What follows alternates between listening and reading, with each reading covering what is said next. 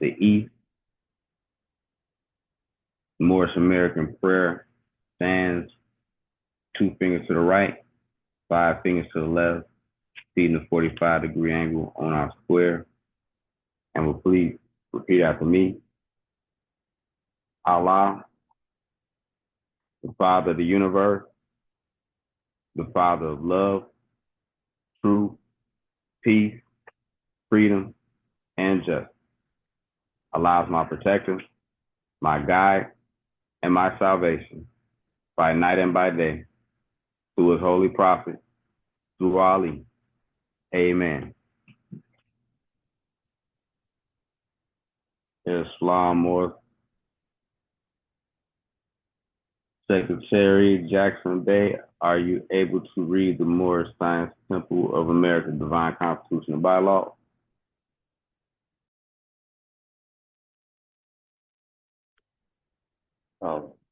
Islam Chairman, I rise giving all praise to Allah, honor to the Prophet, Ali, honor to the forefathers and foremothers, and honor to the Asiatic nations and the Muslims all over the world.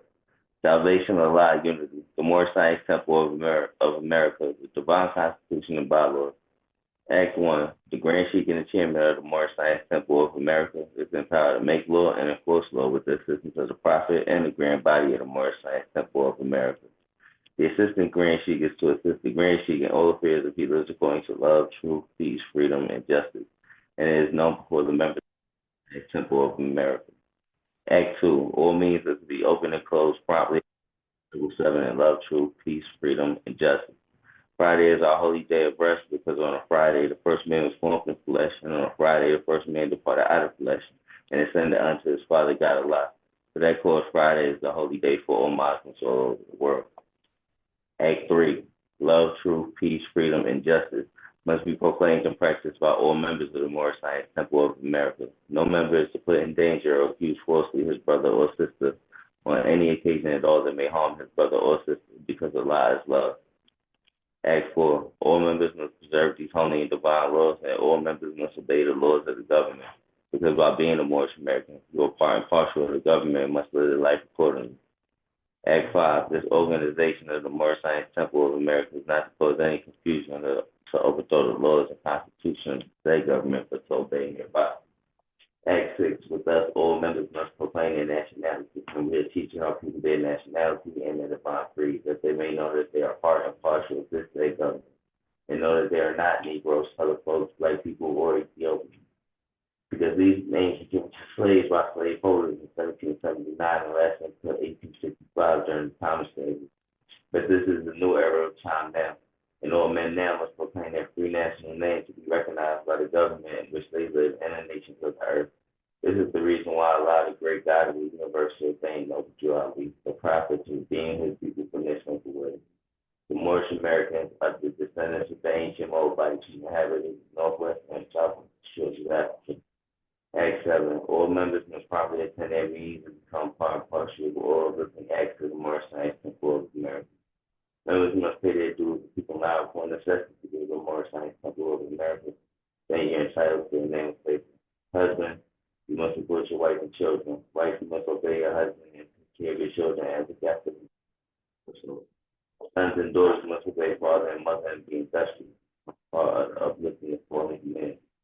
All Moorish Americans keep their hearts and minds filled with love and their bodies simple. A divine covenant through Noble Ali, through the guidance of his Father God Allah. Noble Ali, God of Moorish American prayer. Allah, the Father of the universe, Father of love, truth, peace, freedom, and justice. Allah is my protector, my guide, and my salvation by night and by day through his holy prophet, Ali. Moorish Science Temple of America, home office, Noble Ali, home office, Illinois. Islam, Islam, Islam.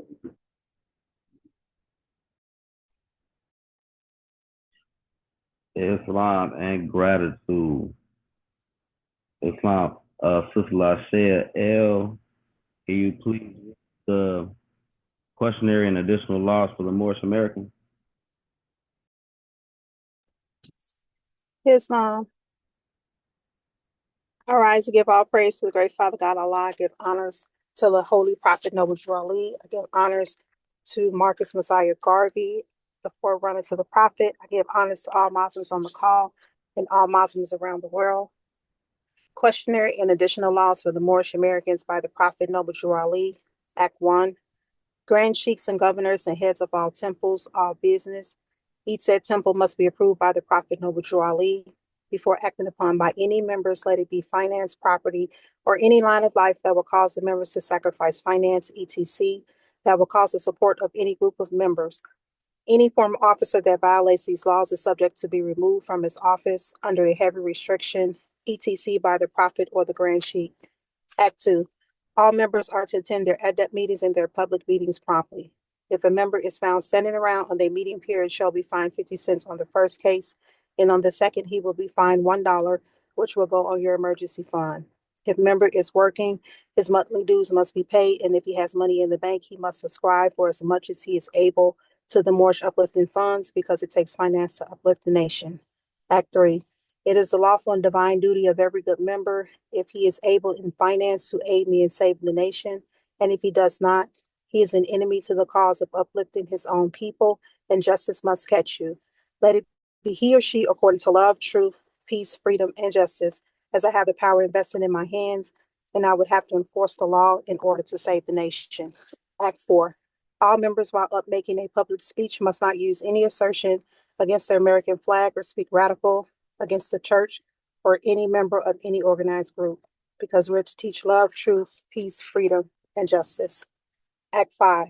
All members must promptly attend their meetings and send their children to Sunday school, and the teacher must confirm himself to the questionnaire, and let every member exercise his 5 senses who is able to do so, because out from your Sunday school comes the guiders of the nation.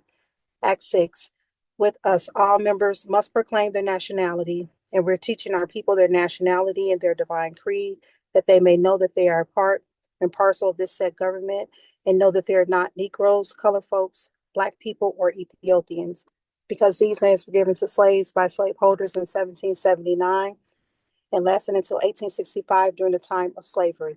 But this is a new era of time now, and all men now must proclaim their free national name to be recognized by the government in which they live and the nations of the earth. This is the reason why Allah, the great God of the universe, ordained Noble Drew Ali, the prophet, to redeem his people from their sinful ways. The Moorish Americans are the descendants of the ancient Moabites who inhabited the northwestern and southwestern shores of Africa. Act 7. All members must promptly attend their meetings and become a part and a parcel of all uplifting acts of the Moorish Science Temple. Members must pay their dues and keep in line with all necessities of the Moorish Science Temple. Then you are entitled to the name of faithful. Husband, you must support your wife and children. Wife, you must obey your husband and take care of your children and look after the duties of your household. Sons and daughters must obey father and mother and be industrious and become part of the uplifting of fallen humanity. All Moorish Americans must keep their hearts and minds pure with love and their bodies clean with water. This divine covenant is from your holy prophet, Noble Drew Ali, through the guidance of his Father God, Allah, Islam, peace and blessings. Islam, sister, and gratitude. Islam, and I'll read the writ. Prophet warns all Muslims to be read in every meeting. I hereby inform all members they must end all radical speeches while at work, in their homes, or on the street. We are for peace and not destruction. Stop flashing your cards at Europeans. It causes confusion. Remember, your card is for your salvation. Failure to obey these orders will be a severe consequence. We are for love, truth, peace, freedom. And when these principles are violated, justice must then take its course. Any member or group of members who hold malicious feelings towards the temple or the prophet, or violate the divine covenant of the Moorish movement, will receive their rewards from Allah for their unjust deeds. All true Moors will and must obey the law laid down to them by their prophet. If they lose confidence in their prophet, they should turn in their card and button, cease wearing their turban and fez, and return to the state where I, the prophet, found you. This is a holy and divine movement founded by the Prophet Noble Drew Ali. And if the prophet is not right, the temple is not right. The prophet, therefore, is sending out divine plea to all Moorish Americans. They do their part in protecting their prophet and the temple. This is an everlasting movement founded by the prophet through the will of Allah to redeem his people from their sinful ways. Peace, Noble Drew Ali. To the members of the Moorish Science Temple of America, Islam. This is instruction from your prophet Noble Drew Ali. Be faithful unto your forefather divine and national creed. then you will be blessed for your good deeds that you sow in the flesh. Allah is the one that judges the world, and his judgment is on now, but the weak can comprehend it not. The end of times are drawing near, so says Allah to his divine prophet, I noble Jew Ali, and that is why many hearts have turned to stone. Many have eyes to see, but cannot see, ears to hear, but cannot hear, lest they'll be confounded of their sins. These are the trying hours now, dear Moors, and every evil spirit is moving. And they are trying every weak mind to overthrow and drag out the true foundation that has been laid and to cause confusion in the minds of the ones that do believe. But if you have the true love of Allah and the spirit of your forefathers, you fear not what you hear or see, but will sacrifice the utmost of your very life to protect your movement and your prophet. Watch your enemies, dear Moors. Your enemies are the ones that speak against your prophet and ridicule him to the very lowest, and the ones that speak against your divine and national principles of your temples. Act accordingly, and Allah will bless you for your good work. Peace, your divine prophet, Noble Jew Ali. To be proclaimed in every meeting, Islam. I am glad to know I have a few faithful Moors among you all, and I desire for them to know the truth and the divine truth. There's a host of jealousy about me and the movement now by the same people of our side of the nation that claimed that I was a joke and unreal. But now, since they found out from the government officials and the nations of the earth that this is the only sole foundation that all Asiatics must depend upon for their earthly salvation as American citizens, they are working every scheme that they can to disqualify me so they may take charge of the situation. I have notified all these things to you long ago in the past. It is through the faithful Moors that attribute to the movement and uplifting funds. The ones that pay their divine respects to me and the movement will be remembered. That is why I'm calling upon all faithful Moors to increase their faithfulness to me, your prophet, and your divine Moorish movement. I need finance, and I needed it badly. Never before have I needed finance so badly as I do at present, so I can shove aside the discord that is facing the nation. It all comes through jealousy because of my fame and nobility. The nation of the world will now recognize the movement without I, the prophet, being head. It has been proven by my works, which I have performed in the past few years. Prophet, Noble Jew Ali, Islam, Islamism. Islam last piece. If possible, can you read the divine warning by the prophet?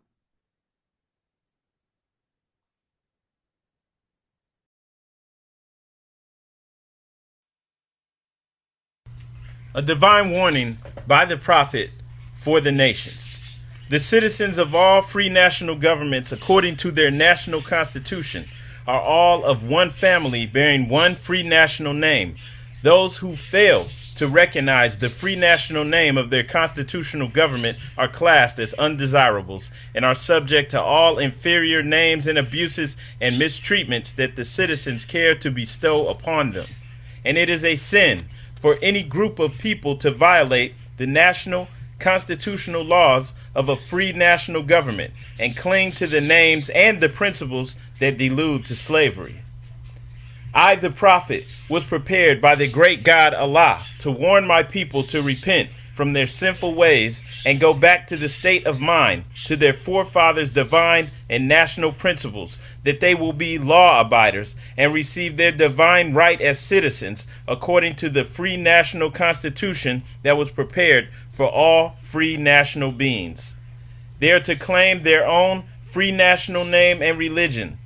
There is but one issue for them to be recognized by this government and of the earth, and it comes only through the connection of the Moorish divine national movement, which is incorporated in this government and recognized by all other nations of the world. And through it, they and their children can receive their divine rights unmolested by other citizens, that they can cast a free national ballot at the polls under the free national constitution of the state's government, and not under a granted privilege, as has been the existing condition for many generations. You who doubt whether I, the prophet, and my principles are right for the redemption of my people, go to those that know the law in the city hall and among the officials in your government, and ask them under an intelligent tone, and they will be glad to render you a favorable reply. For they are glad to see me bring you out of darkness into light. Money doesn't make the man. It is free national standards and power that makes a man and a nation. The wealth of all national governments, gold and silver and commerce, belong to the citizens alone. And without your national citizenship by name and principles. You have no true wealth, and I am hereby calling on all true citizens that stand for a national free government and the enforcement of the Constitution to help me in my great missionary work, because I need all support from all true American citizens of the United States of America. Help me to save my people who have fallen from the constitutional laws of the government. I am depending on your support to get them back to the constitutional fold again, that they will learn to love instead of hate, and will live according to love, truth, peace, freedom, and justice, supporting our free national Constitution of the United States of America. I love my people, and I desire their unity and mine back to their own free national and divine standard, because day by day they have been violating the national and constitutional laws of their government by claiming names and principles that are unconstitutional. If Italians, Greeks, English, Chinese, Japanese, Turks, and Arabians are forced to proclaim their free national name and religion before the constitutional government of the United States of America, it is no more than right that the law should be enforced upon all other American citizens alike. In all other governments, when a man is born and raised there and asks for his national descent name, and if he fails to give it, he is misused, imprisoned, or exiled. Any group of people that fail to answer up to the constitutional standards of law by name and principles, because to be a citizen of any government, you must claim your national descent name, because they place their trust upon issue and names formed by their forefathers.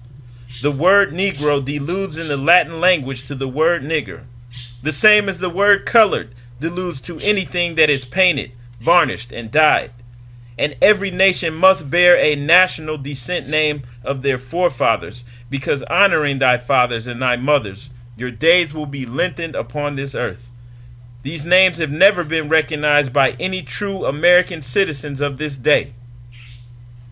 Through your free national name, you are known and recognized by all nations of the earth that are recognized by said national government in which they live. The 14th and 15th Amendments brought the North and South in unit, placing the Southerners, who were at that time without power, with the constitutional body of power. And at that time, 1865, the free national constitutional law that was in force since 1774 declared all men equal and free. And if all men are declared by the free national constitution to be free and equal, since that constitution has never been changed, there is no need for the application of the 14th and 15th Amendments for the salvation of our people and citizens. So, there isn't but one supreme issue for my people to use to redeem that which was lost, and that is through the above statements. Then the lion and the lamb can lie down together in yonder hills, and neither will be harmed, because love, truth, peace, freedom, and justice will be reigning in this land. In those days, the United States will be one of the greatest civilized and prosperous governments of the world. But if the above principles are not carried out by the citizens and my people in this government, the worst is yet to come. Because the great God of the universe is not pleased with the works that are being performed in North America by my people, and this great sin must be removed from the land to save it from enormous earthquakes, disease, etc. And I, the prophet, do herein believe that this administration of the government, being more wisely prepared by more genius citizens that believe in their free national constitution and laws, and through the help of such classes of citizens, I, the prophet, truly believe that my people will find the true and divine way of their forefathers and learn to stop serving carnal customs and merely ideas of man that have never done them any good but have always harmed them. So I, the prophet, am hereby calling aloud with the divine plea to all true American citizens to help me to remove this great sin which has been committed and is being practiced by my people in the United States of America, because they know it is not the true and divine way, and without understanding they have fallen from the true light into utter darkness of sin. And there is not a nation on earth today that will recognize them socially, religiously, politically, or economically, etc., in their present condition of their endeavorment in which they themselves try to force upon a civilized world. They will not refrain from their sinful ways of action, and their deeds have brought Jim Crowism, segregation, and everything that brings harm to human beings on earth. And they fought the Southerner for all these great misuses, but I have traveled in the South and have examined conditions there, and it is the works of my people continuously practicing the things which bring dishonor, disgrace, and disrespect to any nation that lives the life.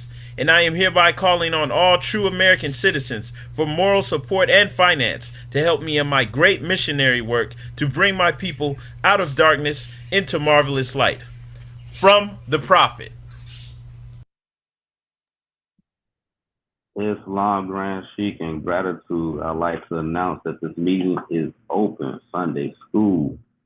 I rise and give the highest praise to the Most High, Father God Allah. Honor to our divine prophet, Noble Drew Ali, for bringing us our divine creed and nationality so that we may learn to love instead of hate. Forerunner Marcus Messiah Garvey for preparing the way for our prophet. Honors to all Asiatics and all faithful Moors that make up the grand body of the Moorish and divine and national movement. Honors to our Supreme Grand Sheikh King of Umar. Honors to our charter. Honors to our chapter, chapter 30, Columbus. Honors to our Grand Sheikh. Honors to you all Moors. Honors to all Muslims on the call and on the planet. I'd like to activate the Holy Quran of the Moorish Science Temple of America. Like to pardon itself, the Holy Quran of the Moorish Holy Temple of Science. Circle 7, divinely prepared by the noble prophet, Noble Drew Ali. Islam, know thyself and Allah. The genealogy of Jesus, life and works of Jesus in India, Europe, and Africa, in the land of Egypt. Noble Drew Ali, the prophet and founder of the Moorish Holy Temple of Science, to redeem the people from the simple ways. Islam, Islam, Islamism. Happy Sunday School, Muslim. Hope all is well. Our Grand Sheikh will be demonstrating the questionnaire 101, questions 60 through 63, Islam. And I give up the mic to Grand Sheikh. Islam and gratitude, brother. First off, I want to rise and give praise to Allah. I want to extend honors to our holy prophet, Noble Drew Ali, honors to the forerunner. I want to extend honors really to everything Moorish, including but not limited to all Moorish leadership, past and present, that including our Supreme Grand Sheikh Ken Ubayn, his office. And also want to extend honors to our chairman and all members of Temple 30, Columbus, Ohio. And yes, today we're going to be in our Koran Questionnaire, going over questions 60 through 63. And in these lessons, I really want to make sure that we all come away from this with a solid understanding of what the prophet's speaking about when he's talking about the angels, and especially the angels guarding Mecca. I want us all to understand and have a solid understanding of what Mecca is, what that really means, and what that means for us as Moorish American Muslims, because we actually do have our own understanding. We really do have our own nation, our own culture, right? And our own philosophy, our own way of looking at life. So I want to make sure that we're all able to see what's really being taught to us here, right? And so, and understand the significance of it, because what's actually being shared in these keys is the spiritual protection that we have, even now in modern times. And this is significant for us all. I mean, actually, this is a universal message, but the prophet came straight to us. Where did it say the prophet's from? From North Carolina, right? And he's Moorish American, and so are we. So he came straight to us. And so as we begin to actually follow our prophet and take on these holy and divine aspects of ourselves, now we can really actually uplift fallen humanity, which will mean are the greater portion of our nation, right? Those who don't even know that they're Muslims, that they're Moorish Americans, and then also begin to have a positive effect on the rest of the world. But we have to understand this and apply it in our lives. This isn't something just to like halfway kind of listen to. This is something like seriously take notes. And these practical measures, like every class almost, maybe every class we're saying is meditate. Start making this an everyday practice. Start looking over, even if it's just a brief review of how we've done every day, like what we've done, what we've accomplished. Did I meet my goals? Did I not? So that we can hold ourselves accountable. These are things that we really need to do because, this will really improve everyone's life in all aspects, right? Most everyone here, needs money, right? That's probably everybody, right? So even that, getting more money, everything that you want to achieve, you can achieve at a higher level by following these divine instructions. So let's go ahead and go in here. So just going over questions 60 through 63 in the Koran Questionnaire. First off, who is guarding the holy city of Mecca today to keep the unbelievers away? Angels. Okay. Key 61, what is the modern name for those angels? Asiatics. Key 62, what is the shade of their skin? Olive. Key 63, are the Moorish Americans any relation to those angels? Yes, we all have the same father and mother. So we don't want to just repeat these. We want to actually understand what's being shared with us here, right? Remember, we refer to those questions as keys. These are the keys to the kingdom. And it's not some far off mystical, place. It's not some cloud floating around somewhere. The kingdom is within.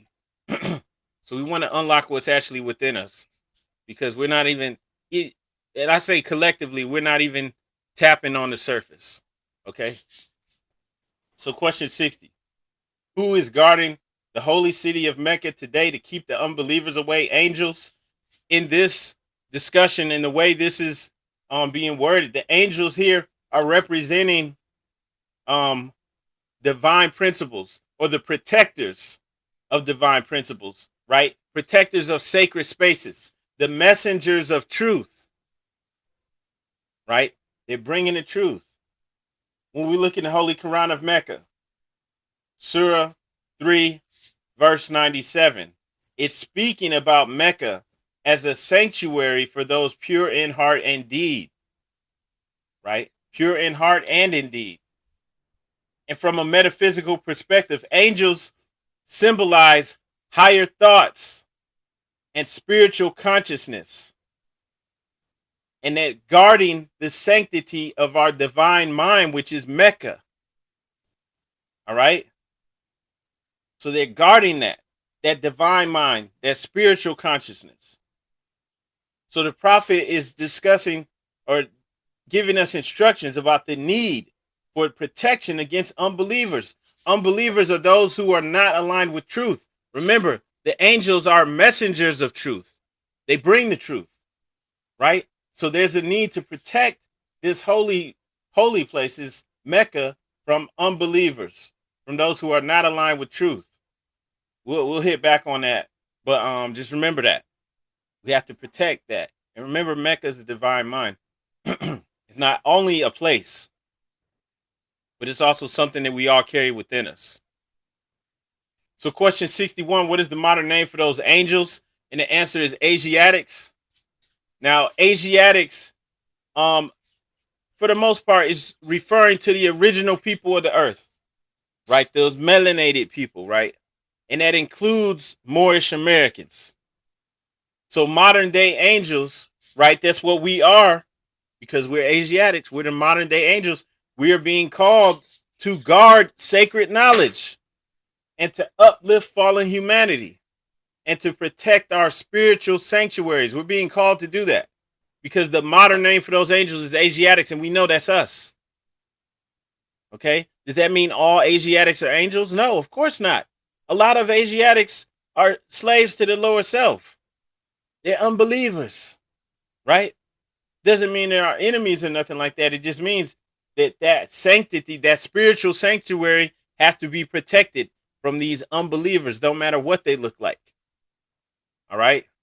So the Moorish Americans are being taught, being guided to become the spiritual guides and the leaders in what? In restoring our divine covenant with Allah. We just spoke about that on Friday, speaking about the holy covenant of the Asiatic nation.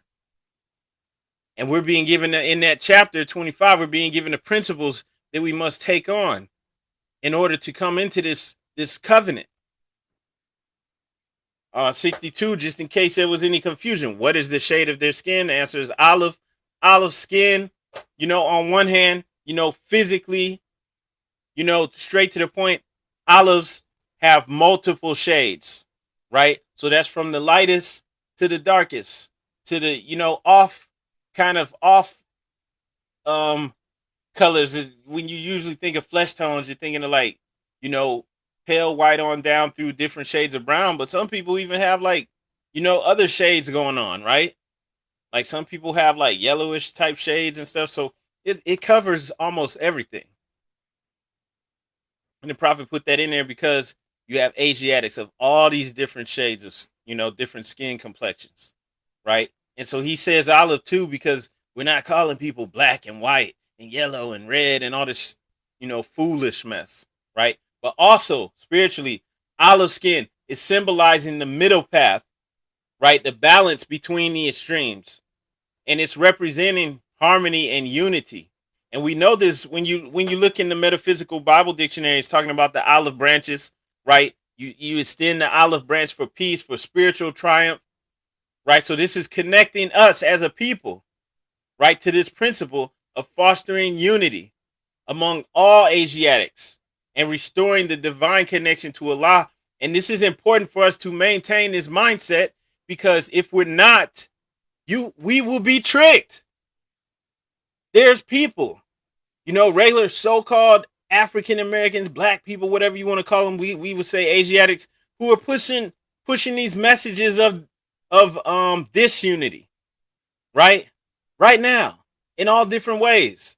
And if we get caught up in those foolish discussions, is that helping us to subdue our lower self and be the best version that we can be? No, it's going against our principles. We're supposed to be fostering unity.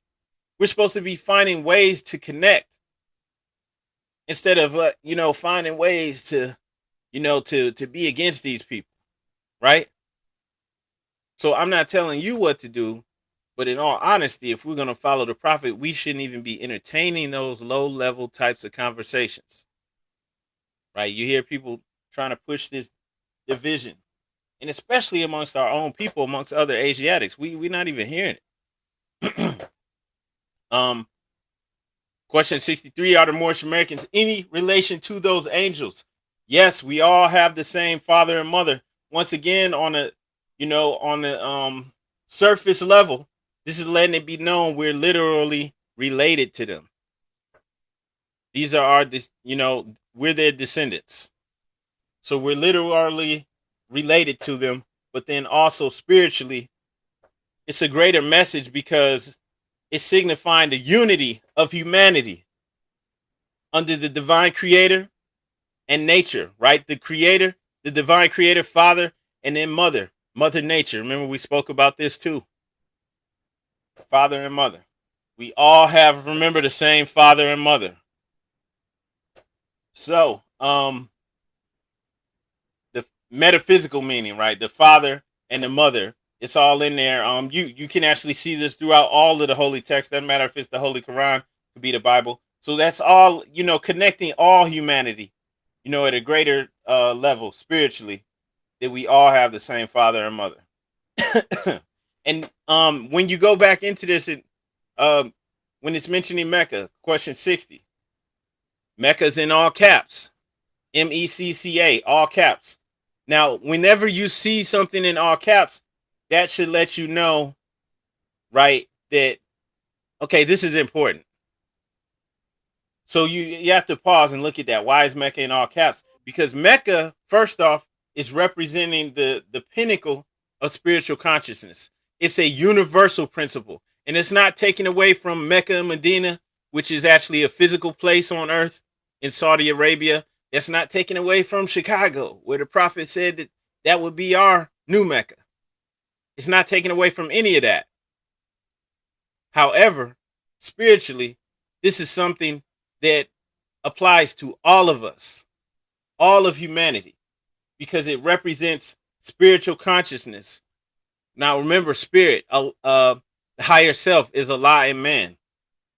We all have this divine spark within us. The creator is inside of all of us. Even though, for the most part, we're not even tapping into it, we're not even connected. Consciously, we're not connected, but it's there. So this is what we must protect. We must be those angels that protect this and keep this sacred. We're guarding it. We're guarding it from the unbelievers. We keep the unbelievers away. All right? And the reason is because this is a sacred space. And we have to keep it sacred. Right? We have to keep it pure. We have to keep it undefiled. Now, the role of angels, you can see that this is actually in Surah 66, verse 6 of the Holy Quran of Mecca, where it says, "Oh, you who have believed, protect yourselves." Pardon, hang on one second more.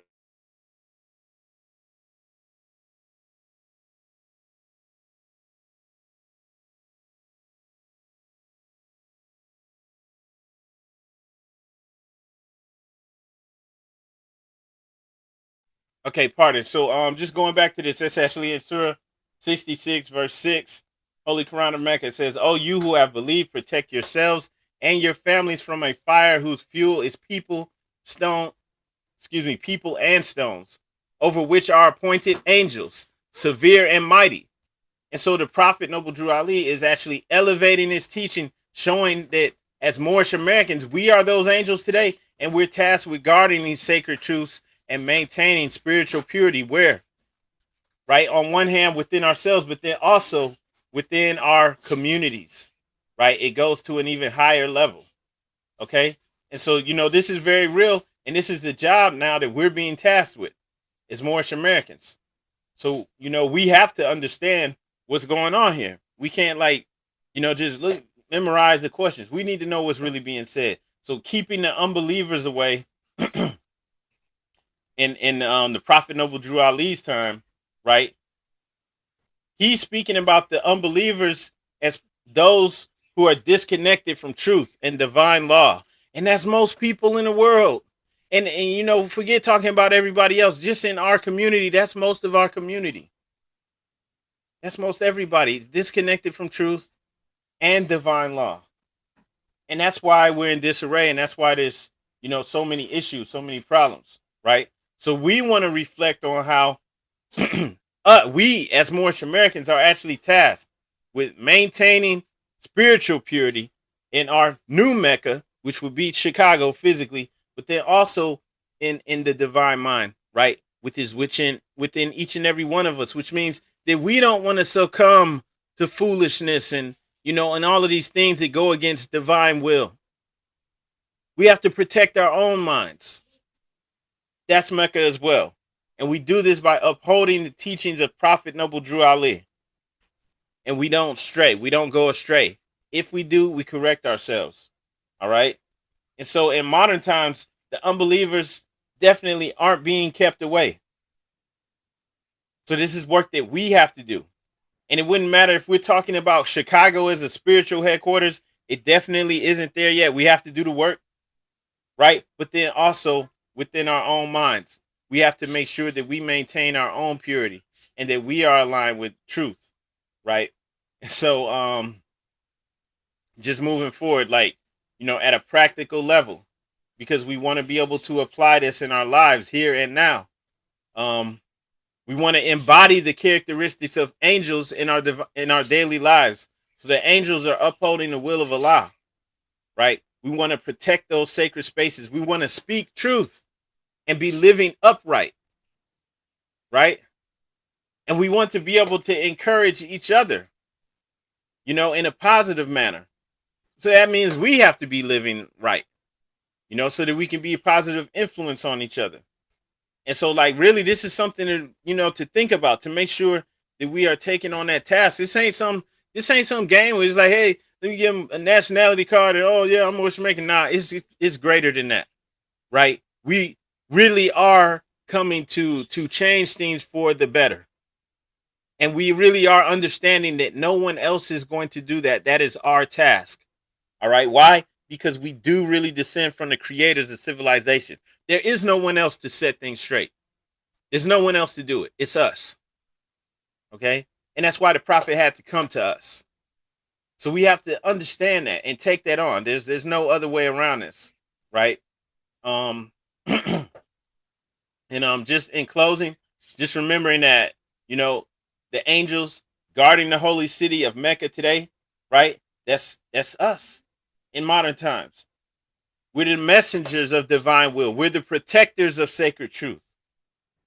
And so this means that we have to, to hold ourselves upright, keep ourselves upright, and the unbelievers, those who don't follow divine law, who are maybe even against divine law, because it's not just people who reject Islam, because there's people in all different, religious beliefs, and even people who might reject religion, but they're trying to live right.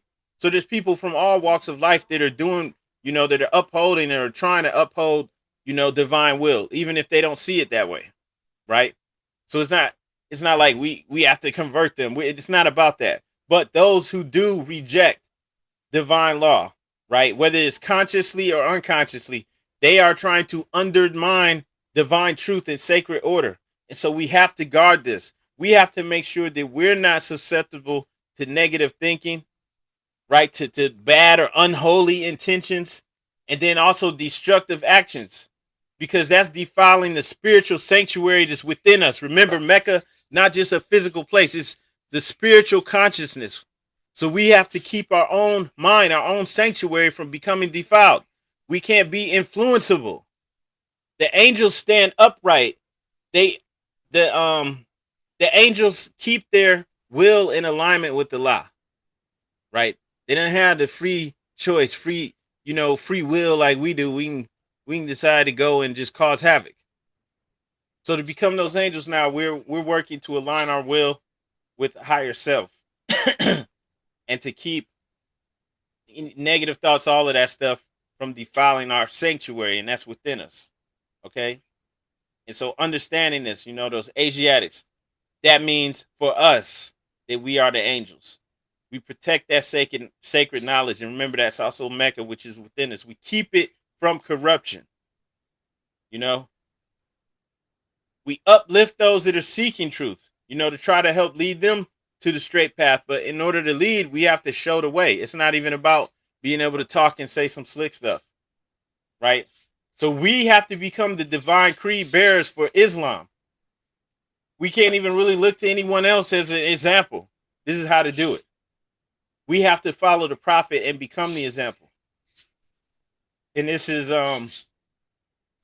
our spiritual obligation too, right? We have to guard against misinformation, anything that's, spiritual degradation, right? We have to guard against all of that. Okay. And so that, is just the understanding that coming in, being a Moorish American, that means, hey, we have work to do, right? We actually have work to do. And so the meaning, though, also going back to question 63 with the Moorish Americans being in relation to those angels, just remember, when it's saying we have the same father and mother, yes, we are related to them by bloodline, genetics, but also there's a profound truth, because all of creation is unified under the same father and mother. And remember that Father Allah, our Father God Allah, and Mother Nature. That's where the seed was implanted. Allah planted his seed. This is why when we go back to chapter 1, look at the creation and fall of man. What does it say in there? What does it say about the seed? Let's look at chapter 1, right? Man is the thought of Allah. All thoughts of Allah are infinite. They are not measured up by time, for things that are concerned with time begin and end. Skip down a little more. But man, like every other thought of Allah, was but a seed that held within itself the potencies of Allah, just as the seed of any other plant of earth holds deep within itself the attributes of every part of that special plant. So spirit man, not talking about the lower self. So spirit man is seed of Allah held deep within himself the attributes of every part of Allah. Now seed as perfect, yea, as perfect that this is a source from which they come, but they are not unfolded unto life made manifest. So we are the seed of Allah. Spirit man, the truth. Because the truth does not change or pass away. The higher self, spirit man, is truth. It doesn't die when the body dies. And this is the truth. This is the real you. And so this was implanted, just like a human seed's implanted in the mother by the father. Allah planted the seed, which is himself, in the mother, the mater.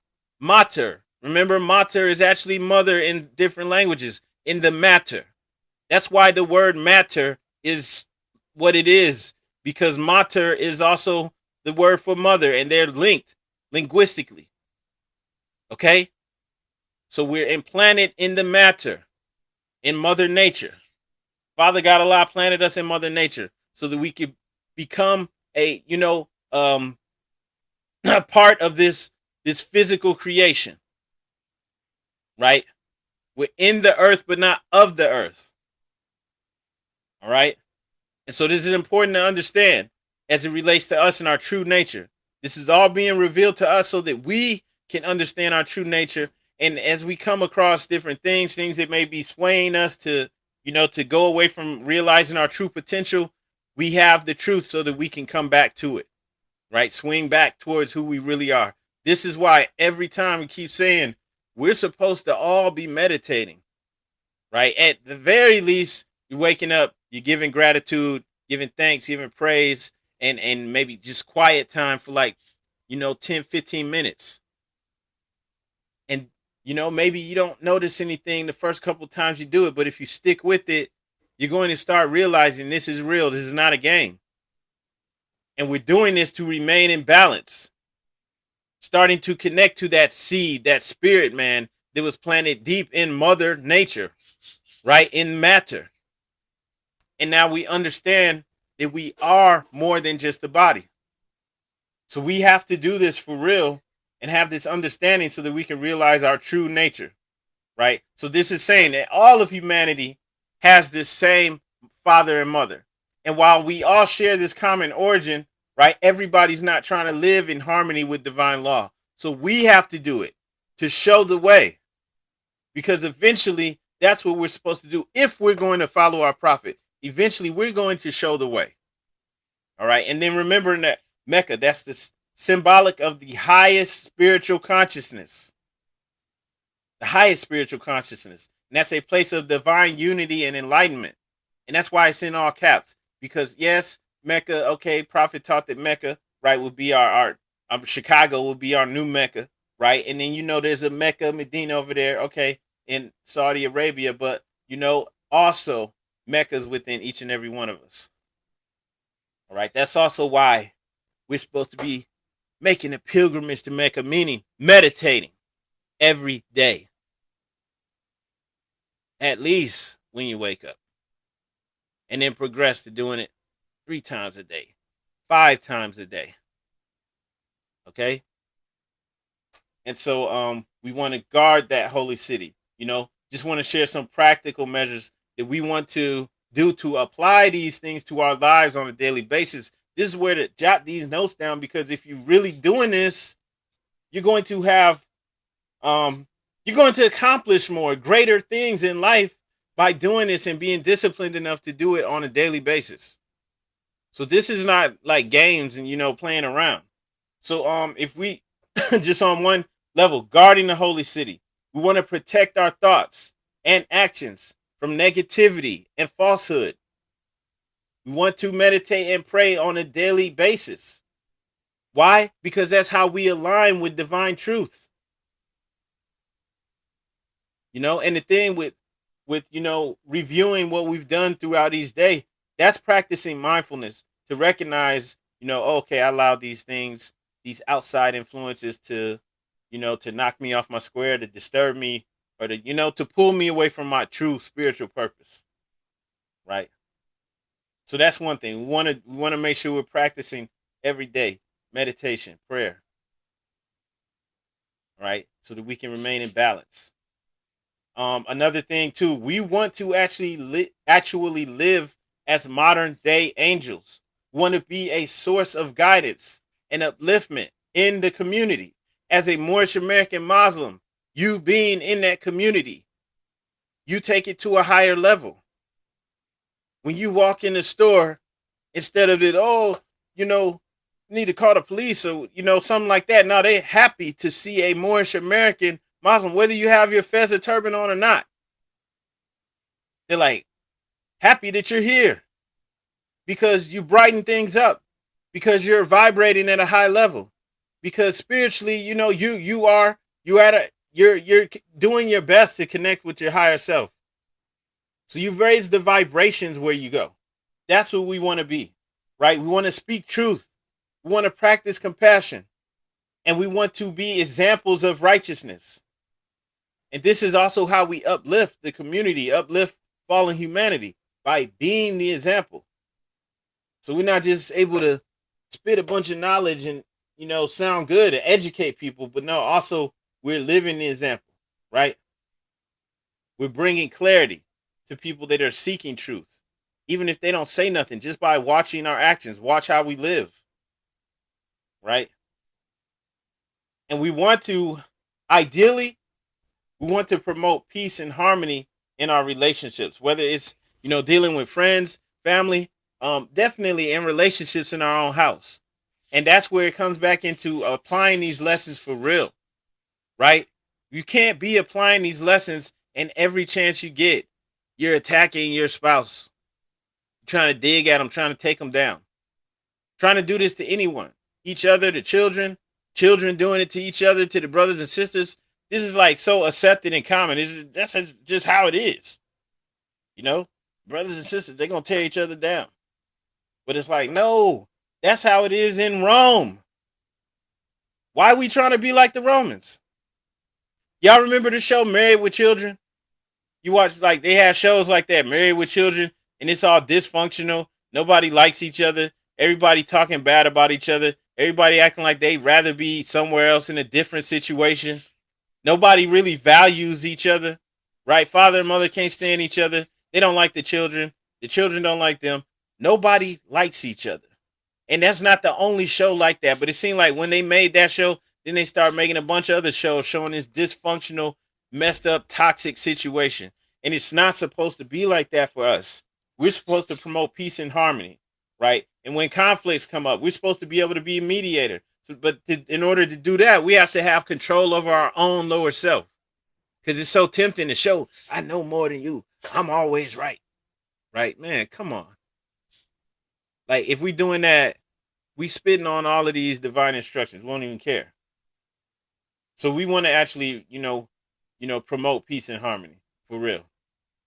And then as we do these things, now we're able to keep Mecca pure. Because remember, that's our Mecca. It's in our own mind. So our home, our workplace, our community, all these things are supposed to reflect sacred principles. Not because we try and tell everybody else to do right. No, because we're doing it. And we change the vibration by how real we are with it. Because we're not fake and phony. Right? And we're making sure that we're keeping our mind from being defiled with negativity. We surround ourselves with positive influences. And we think positive. And we see the world, for the truth. The reality of what it is. We know that we control our reality. Right? And then in doing these things, the prayer and all that stuff, meditation, practicing gratitude, that's a part of our daily lives, right? Living in accordance with our divine creed. Now we're actually changing things. And, now these are actually keys for us. It's not just questions 60 through 63. These are keys 60 through 63. And we are the are the angels, guarding Mecca, and we're actually unfolding a lot within. And so remember this as we close out. As Moorish Americans, we are called to embody the qualities of angels. Angels are guardians of truth, peace, and divine order. So we are called to live these lessons daily. This is not something just for the Grand Sheik or the Sheiks or some. No, there's no hierarchy. This is for all members of the Moorish Science Temple of America. Once again, I've said this many times, but this is also why those who want to skip out on this, want to act like there's some scheme or something you can do as Moors. There's nothing. There's nothing out there. All right. We can't leave this out. We have to fix ourselves. We don't want to try to pretend we're going to build our nation and it's a nation full of, nasty, disgusting people that you can't even trust. Who's going to keep being slaves to their lower self. Trying to copy the pale skinned nations of Europe, but act like they're better than them, and you're not. Right? We not with that. We really are doing this work on ourselves to follow the prophet and to be prosperous and to establish a legacy that's not going to be gone within one generation, but that's going to continue to grow. And on that note, I yield the floor. I see you, brother. Bay. I see you. I yield the floor to you, brother Islam. Islam Grand Sheik, I would like to rise to my highest, giving all perfect praises to our Father God Allah, honors to Prophet Noble Ali and the divine prophets, Jesus, Muhammad, Buddha, and Confucius. I'd like to give honors to everybody on the call, all Moorish Americans in Sunday school across the world. I'd like to give honors to all leaderships, Islamism. My question is, I have a question for you, and I also have, I would like to get a demonstration if possible. But the question first I have is, the prophet gives us in chapter 45 the Hammetites, who the Hammetites are on one line. The question I have is, within chapter 45, are the Arabians and Turk also considered the Hammetites, Islamism? Islam, brother. So let's go to chapter 45.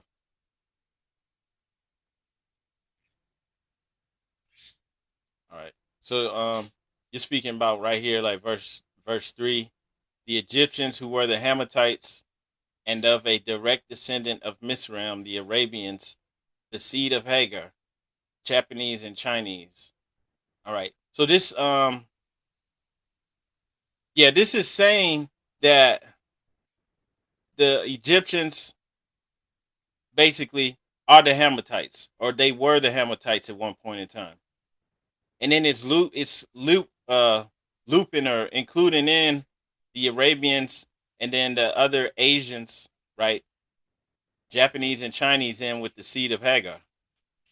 And the Arabians, they say that about themselves anyway, about their lineage, right? They're the Ishmaelites.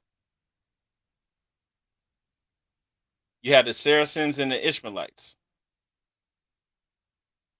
And Ishmael, unless I'm mistaken here, Ishmael was the son of Hagar. And that's what most of them would claim their lineage through. I'm just going off the top of my head, but I believe that's correct. So he's looping the Asians and the Middle Easterners in together with Hagar. Islam.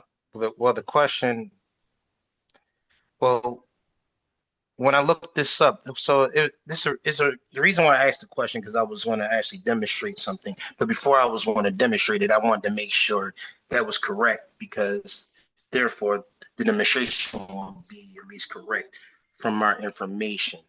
And when I looked it up, they're from the Ishmaelites, which that's the seed of Hagar, right? Yeah. Well, who was Hagar? Because the Ishmaelites would be her seed, but she would come from another line, correct? Because she's the mother of those Ishmaelites. So when I look just briefly, it states that according to the book of Genesis, Hagar was an Egyptian slave, a handmaid. And she was given Abraham, right? But I don't, and this looking, I don't see exactly what line would she come from. More or less from the demonstration that we all come from the Canaanites, right? And it's the Moabites, the Hittites, Amorites. Um, it's all of those. So I was trying to figure out through chapter 45, the prophet gives us the modern names and the ancient names of these groups of people, which includes us in our modern name and our ancient names as well. So I wanted to know, was that given, or was it just given through the seed of Hagar, and it was up for us to find out the ancient name of the seed of Hagar, or Hagar? Islam? Are Yeah, you getting Islam. the question I'm asking? Yeah, I don't think we get any further clarification on that. Just as far as those people, it's just giving us the seed of Hagar, and even on us, like as Moorish Americans, when we look in chapter 47, um, we're not just Moabites, right? Because you also had the Canaanite, Hittite, and Amorite brethren, right, who all left Canaan. They first went into North Africa, and then they made their way across the Atlantis, the Great Atlantis Ocean. But they made their way across that into North, South, and Central America, right? And they did that before the earthquake that caused the Atlantic Ocean. So um, this is saying that we're more than one bloodline, right? So you had the Moabites, that's a specific line. Then you had the Canaanite, which actually is a bigger line because the Canaanite people became all these other people too. You had the Hittite and Amorites, who also they all journeyed together, and we spoke about that with the Amarna letters, where this actually did happen at a place in time. This wasn't just some figurative speech. You actually have them writing on clay tablets to the Pharaoh Akhenaten, and they're asking for permission to come settle in North Africa because that land was under his dominion, and their kingdoms were actually like colonies of Egypt, right? And so we're actually potentially even maybe even within your bloodline, you potentially could be all these different bloodlines mixed together, right? So we're not. I mean, it's not really specific, and that makes sense too because just going back 4 generations in your own family, you might be surprised by what you see. Because you can't even look at you. You might have a Chinese great grandmother or something and don't even know it. And people wouldn't just be able to look at you and see that. So the prophet left it open. And, okay, in one hand, we're all, loosely related. But then also, you can't really get that specific about who we are. You can't.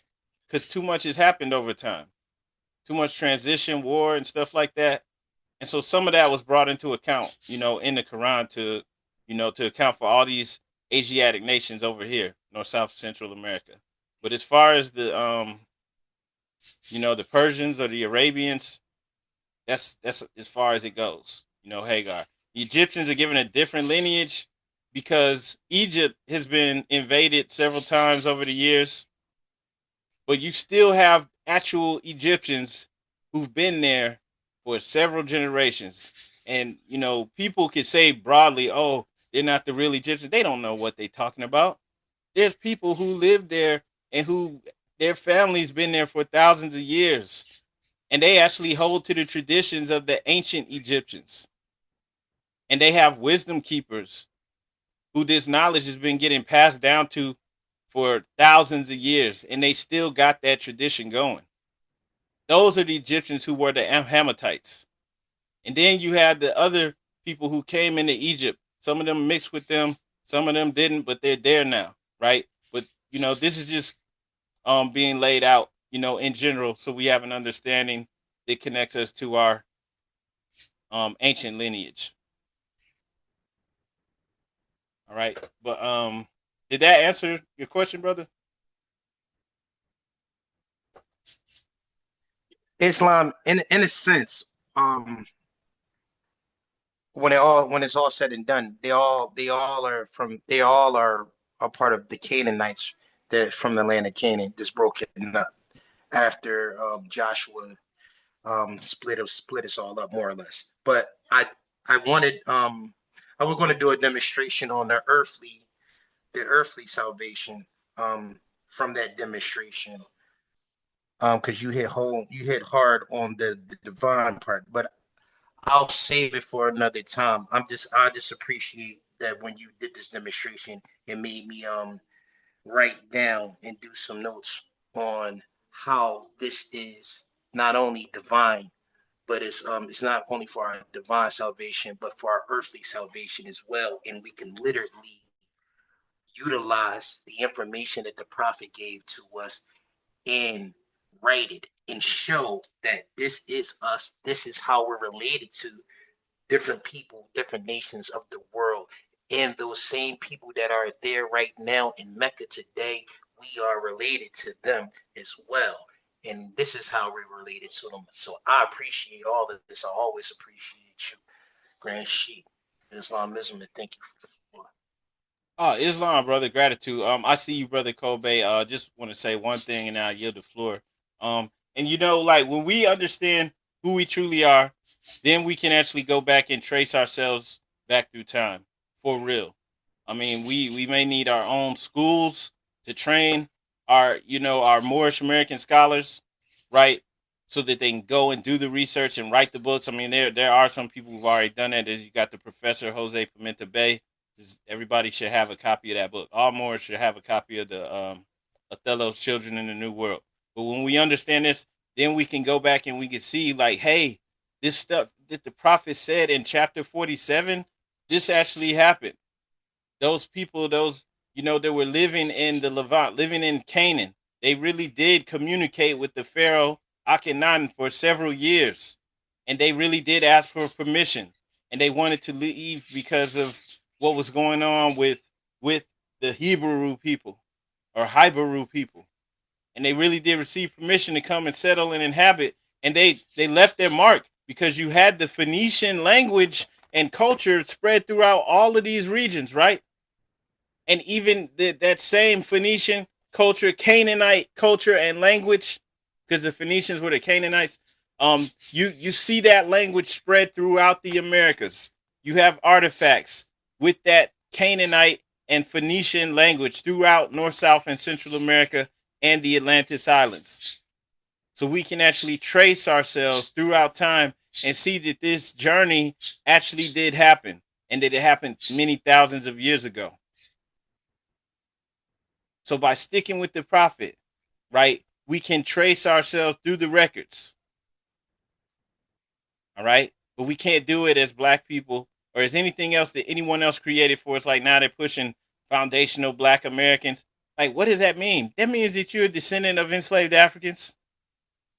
It might sound fancier and better, but it just means you're. So, no, as Moorish Americans, now we are connected to the human family. Now we can trace ourselves. Now we know who we are. And we know how we got here, and it wasn't all aboard the slave ships. Islam, I yield the floor to you, brother Cole Bay, and I saw you too, brother Hainzel, but I yield the floor to brother Cole Bay first. He had his hand up. Islam, Grand Sheik, and brother Yah Bay.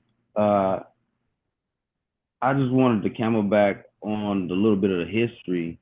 How far back do we want to go? Because we can go back. I have a map, a histo map. It comes from the time chart of world history map of people and nations for 4,000 years. So even if we go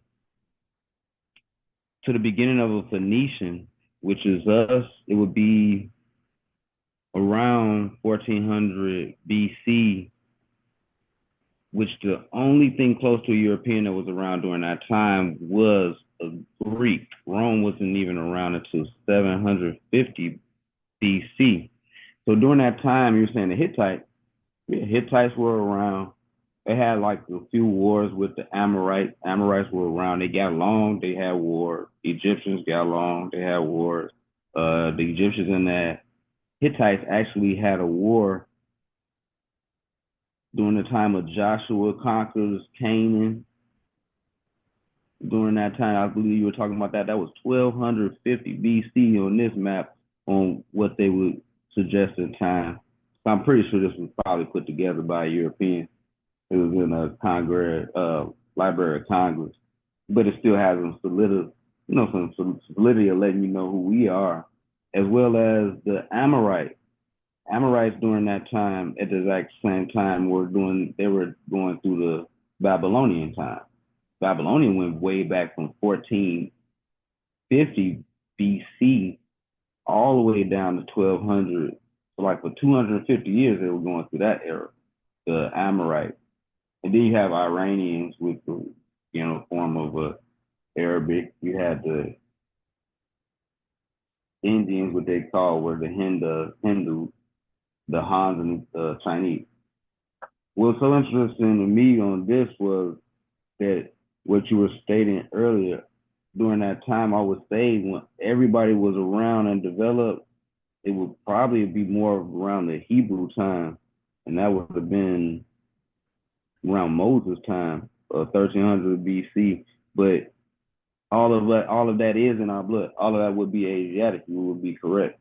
Amorite, Hittite, Phoenician, Hebrews, and Egyptians, and Assyrians were all in the same area during the same time. And as long with that, I yield the floor.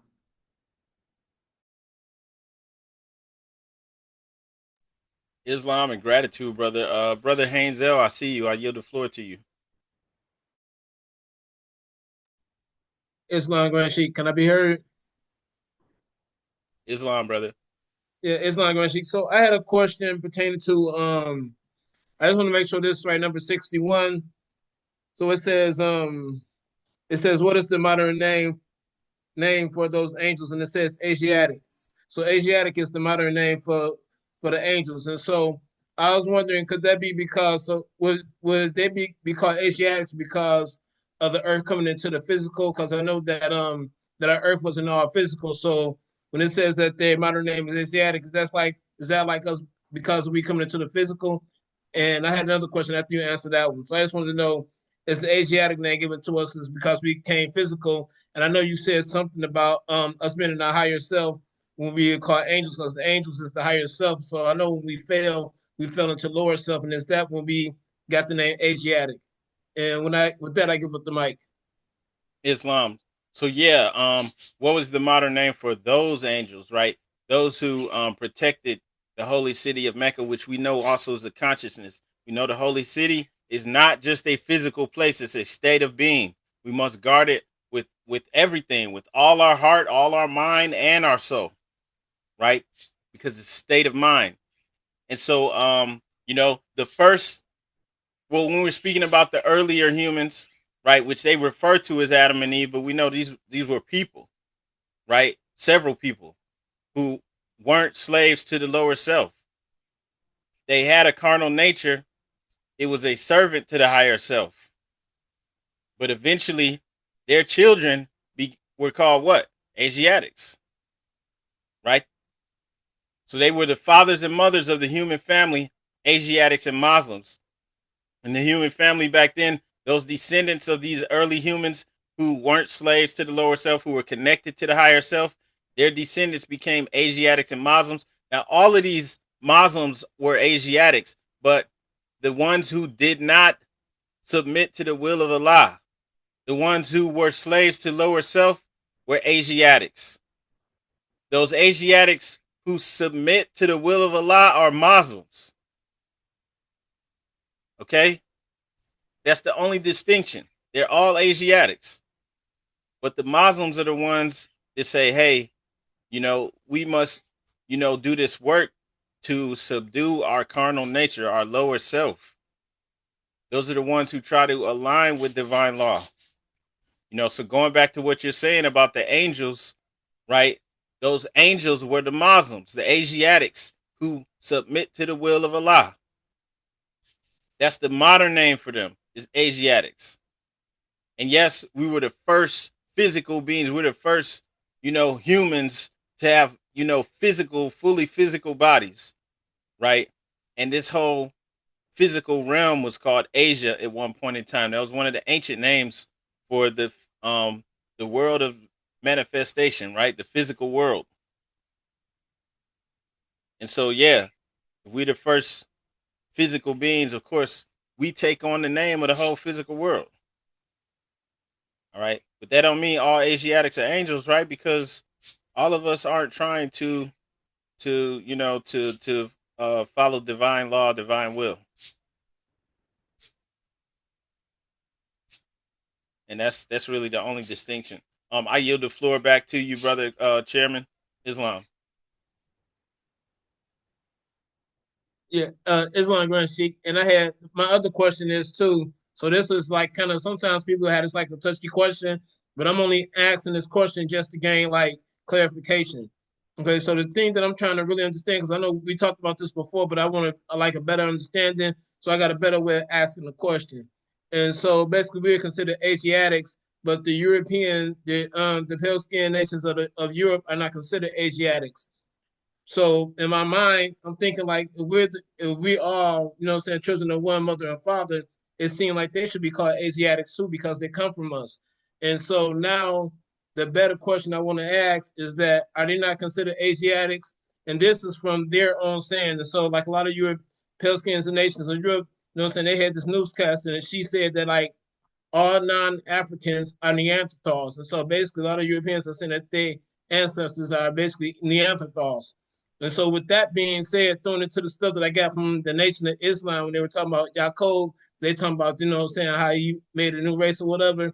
So, I was wondering, with that being said, is it possible that, like, the European race on a scientific level, was it that, like, one of our people intermingled with one of the Neanderthals, a long time ago, and that's why they're not considered the original people because their lineage comes from the Neanderthals? And I'm just trying to understand and not being, trying to, I'm just really trying to understand it. And with that, I give up the mic. Islam. Yeah, I definitely hear what you're saying. And not trying to get into the teachings of the Nation of Islam, but just, I think there is a lot of truth in, some of the lessons that they have, but still at the same time, we stick to the Prophet Noble Drew Ali. And so, all I would say about the pale skinned nations of Europe is that, yes, they are our descendants, right? They came from us. And so, um, that's why we're not supposed to be trying to put them down, being negative, trying to, act like they're the worst. No, we just, when you go to the Quran, the Holy Quran of the Moorish Temple of American, the Koran Questionnaire, it's basically letting you know that our own lower self is what we must overcome. And it's the mission, ultimately is to uplift fallen humanity, which includes everyone. That includes the Europeans as well. We have to set a better example though, because when you really like go into the history of the Europeans, right, it says the foundation of Christianity began in Rome, but that's speaking about the Europeans now raising up and being ready to join the family of the humans. And most of the European nations, not all of them, but most of them chose Christianity to be their state religion. And they picked and chose what books to put in their holy book and what customs they would keep up with.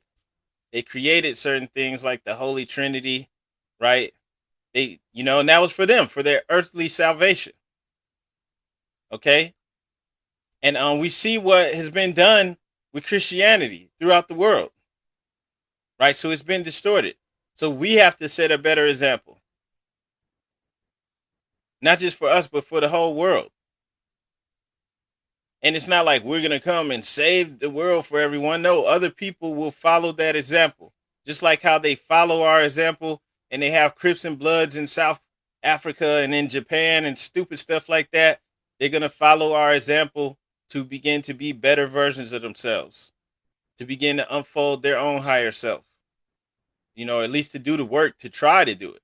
to try to go in that direction, But really, like, I don't really think there's really anything else I could say, about them, like their origin and stuff like that, because we have enough work just trying to come back into who we are and then get ourselves to get in alignment with the divine laws, because it's not just about, oh, this is who you are, your ancestors are ancient. Nah, okay, but guess what? We also have to subdue our carnal nature, because we have a huge problem and it's afflicting the whole world. Islam, I yield the floor back to you, brother.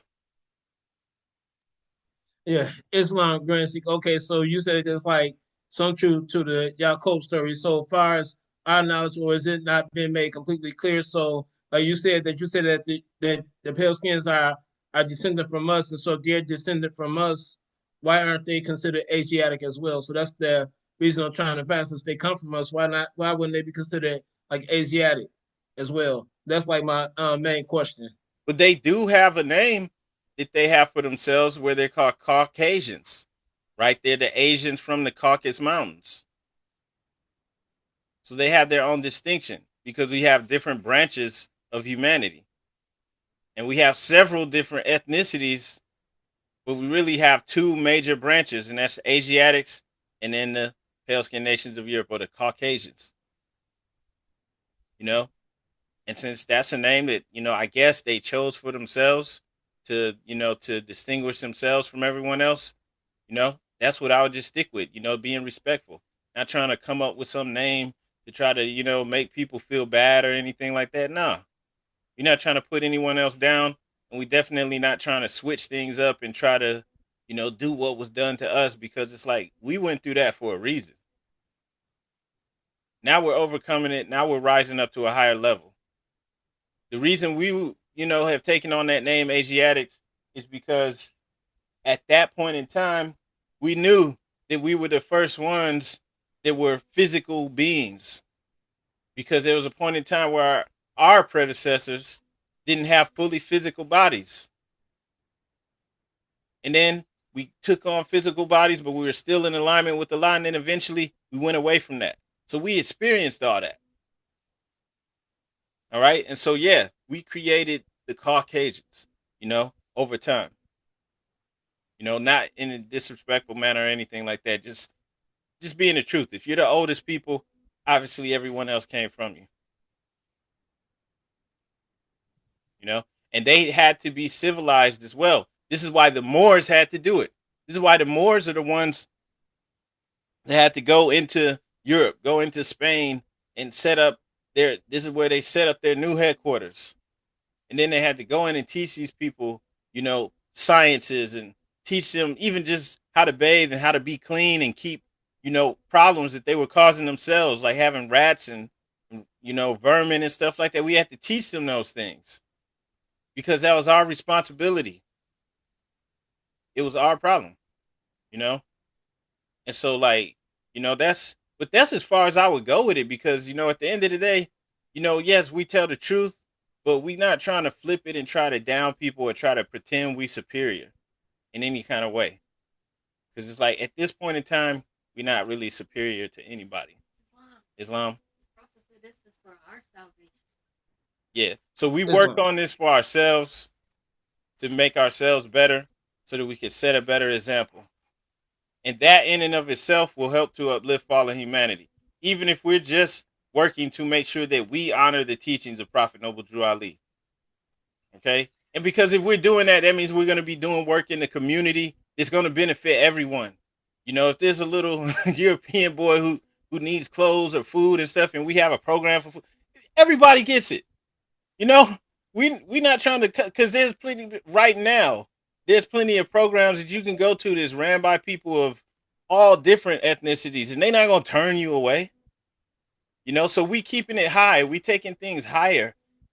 Some of that stuff, I said some of it is has some truth in it, but then a lot of that stuff, man, it wouldn't even fly in 2024. The teachings, a lot of the teachings, I don't want to be disrespectful to the nation. Just all love and respect, but a lot of those teachings wouldn't even fly today, because, that's not where we're at. It's going higher. Everybody's going higher. The Christian church is going high. Everyone's going higher. If we were doing that, we'd be going backwards and we'd be going against the prophet. And it's just like, that's not the way you want to go. You know? Love, not hate. Exactly. You know, just keep it simple. Love, truth, peace, freedom, and justice. As long as we are working to uphold those divine principles, our earthly and divine salvation is guaranteed. We want to make sure that all of our thoughts, deeds, and actions line up with those principles. You know, we're not trying to turn it around and practice segregation, especially amongst our own kind, right? But we're not trying to turn around and flip it and, spread evil, hatred, a false sense of superiority, any of that stuff. And that's why we had to be humbled. We had to fall to the lowest of lows because yes, there's some people in denial that's going to act like we better than everyone, but they're in denial. We know we're not. We got communities where everybody else got their hands in there making money. How come we don't run our own communities? So we got humbled. We should be, more, loving and caring, because we fall into the lowest of lows. I don't think there's anyone else that has the same problems that we do, especially not in America. So we should have a humble and more realistic approach to the world and to turning things around. Islam? Yeah, Islam. Yep. Okay.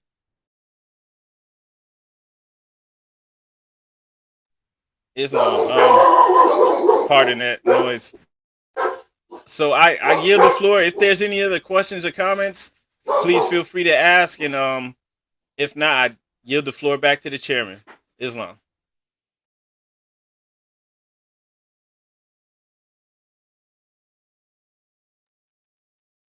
Islam, this was a great build on a Sunday. Definitely, as Moorish Americans, our own vine and fig tree. I was doing a little research on what a fig tree is. It's the fig itself is a fruit, but it's also an inverted flower. So, and we were, definitely going on the measurement of within with our one-on-one Islam. Just wanted to share a little bit of that. And before we go into the closing of the meeting, I do want to open the floor to any more announcements or questions. Islam. Yeah, Islam, I got one last question. And so, Grand Sheik, I want to know, like, personally, what would you do, like, so, like, with me, like, far as, like, trying to meditate and keeping things going, you know how you go through, like, that real, like, moment where you just don't feel like doing nothing, but you know you got to do it. You know, saying certain things that you need to do, but you don't do them. And so when you're struggling with trying to do something that you need to get done, but you just, saying your mind just don't want to do it. What is like some type of method that you use to get yourself out of that like kind of like that lazy or sluggish mode, like you know what I'm saying? Because it's like there's one thing that we talk about like doing meditations and stuff and doing things that we need to do. What is something that you like done in the past to fight against like that little struggling moment? And with that, I give up the mic. Islam. Islam, first and foremost, I'd like to rise and give perfect praise to our Father God Allah, honors to his Prophet Noble Drew Ali, honors to the forerunner Prophet, our brother Marcus Mosiah Garvey, honor to the first appointed Supreme Grand Sheikh, our brother Emily Ill, honors to the current Supreme Grand Sheikh, our brother Ken Umar Bey, honors to all you Muslims in attendance, Islam. I just wanted to answer that question a little bit. We do positive affirmations, and we come from humble beginnings. So when we sit back and give gratitude for all that we have today, knowing that we didn't have a lot of this stuff coming up, in our, early adult years, because we didn't have this knowledge. We didn't understand that we could attract, greatness into our lives and everything. So just thinking back and being like, I don't want to go back there, Islam. So, that's enough to keep us looking forward and, just forward thinking and positive thinking and, being disciplined. Islamism is a religion of discipline, and it helps to keep us, in the bounds of righteousness and focused on Allah in us so that we could, unfold Allah within us and be the best versions of ourselves we can be. And that's why, in our religion, we do say to pray, as many times as you can remember in a day. That's why, we focus on, being happy and healthy. We focus on our joy. All these things keep us, motivated. Self-motivation, you have to build that up. Also journaling, just writing down what you're grateful for every day, just things like that helped us. Vision boarding, putting a vision board together, there's so many tools and so many ways that you can, help to focus these things in your mind, so that you don't go astray and get sluggish at will. Islam, I yield the floor. Islam.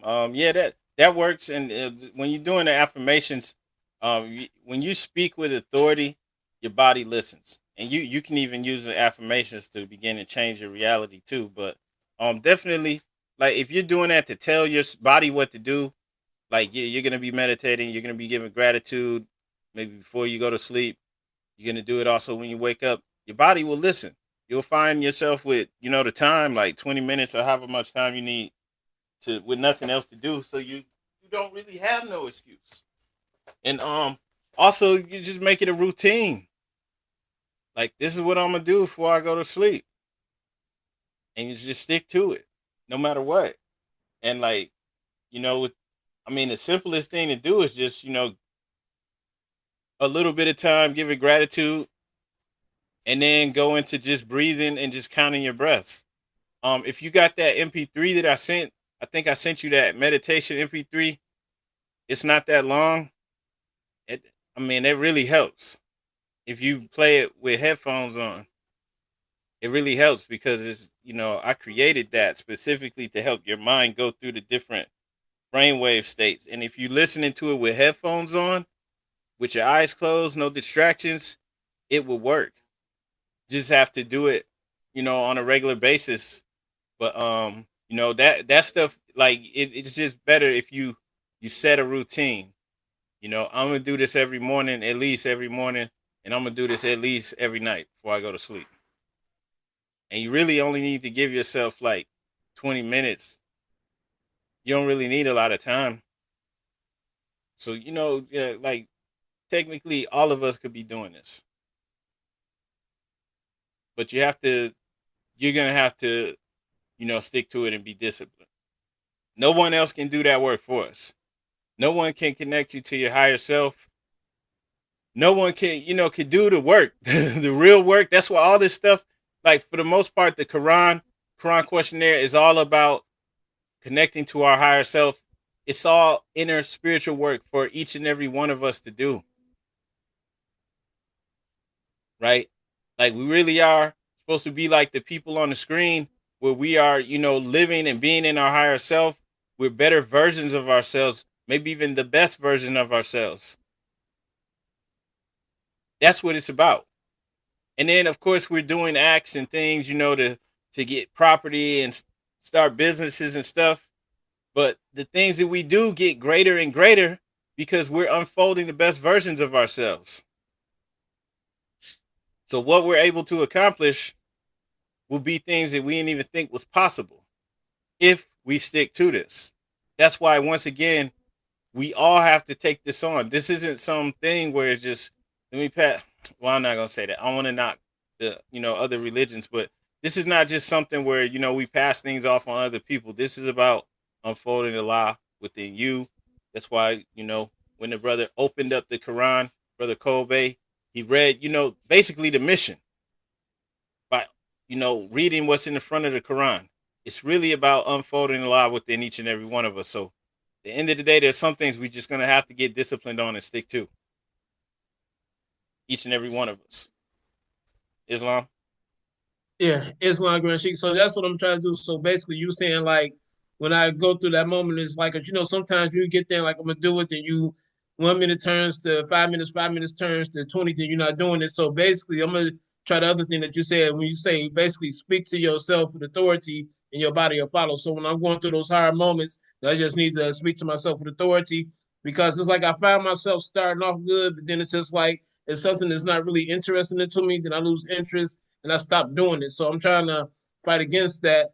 And I also believe you said that once you're disciplined, your confidence to build up too. So you were saying like once you discipline, then that also build up your confidence. And so I'm gonna use that tool that you said, speaking with authority to your body, because I've been struggling. So when I was younger, it was easier, but now I've been like really struggling with this. And with that, I give up the mic.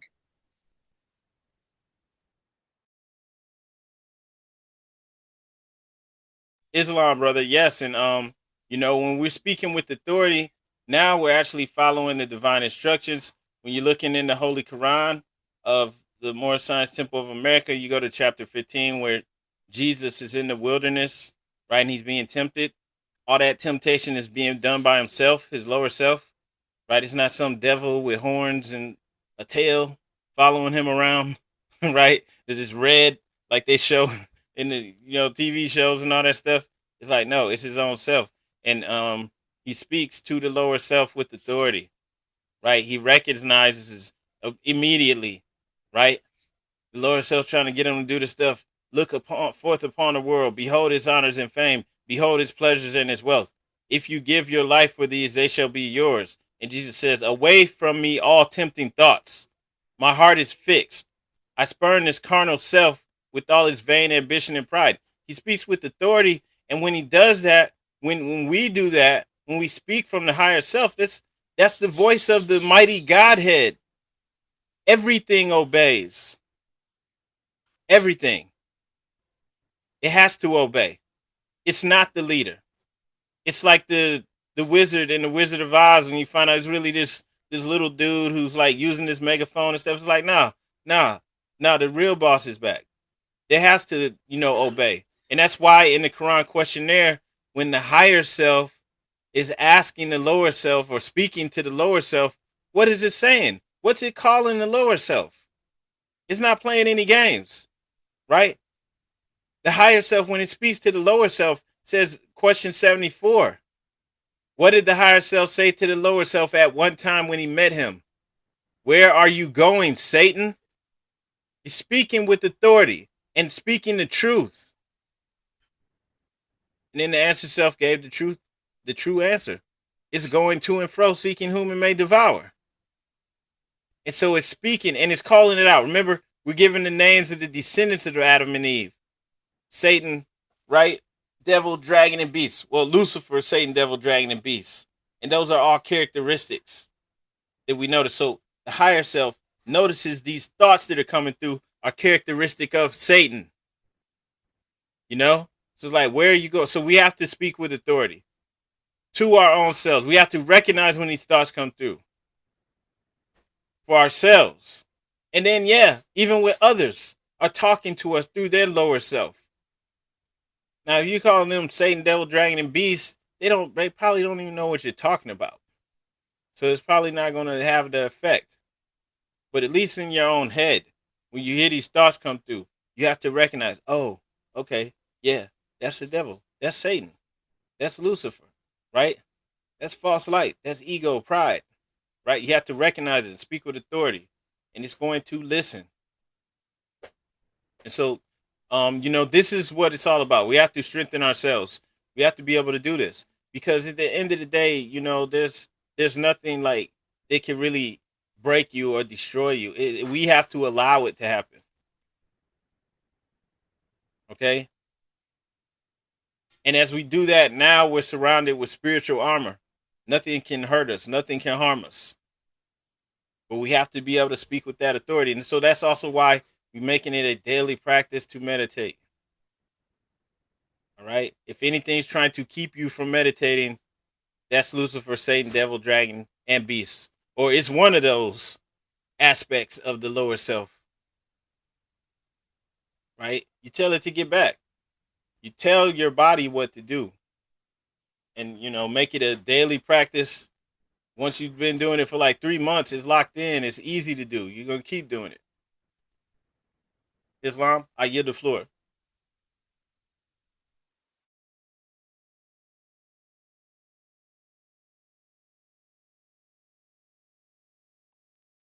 Islam, that was a great measure.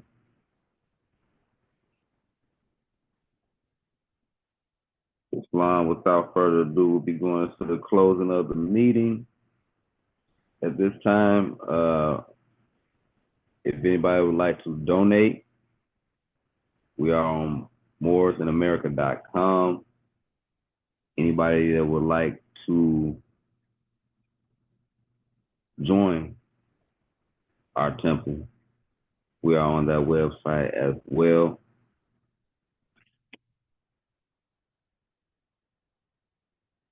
Islam will go through a few keys before we do close out with a closing prayer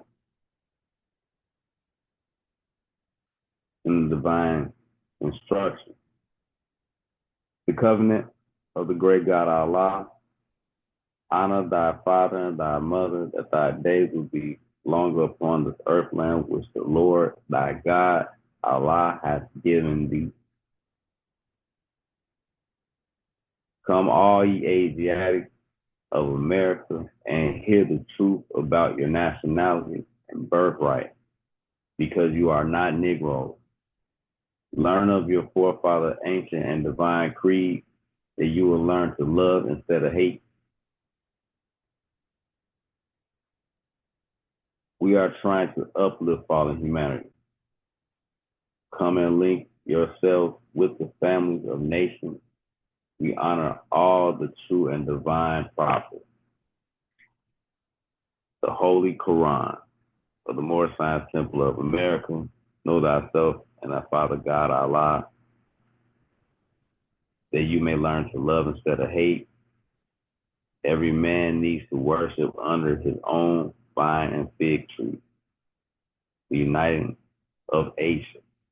Islam, Islam, Islamism.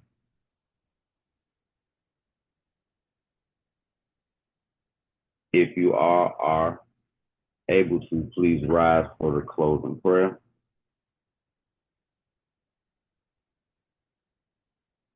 In a Moorish cactus pose, 2 fingers to the right, 5 on the left, 45-degree angle on our square. You do not have to repeat after me. Allah, bind our hearts and minds back to our ancient forefather divine creed and principles. We ask this in thy holy name, in the 7 Elohim. Amen.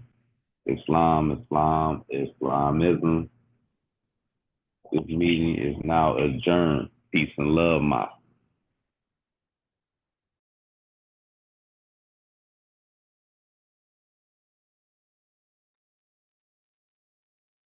Islamism.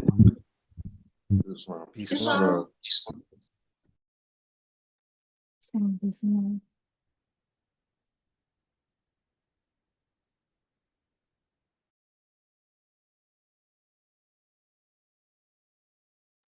Islam. Come here.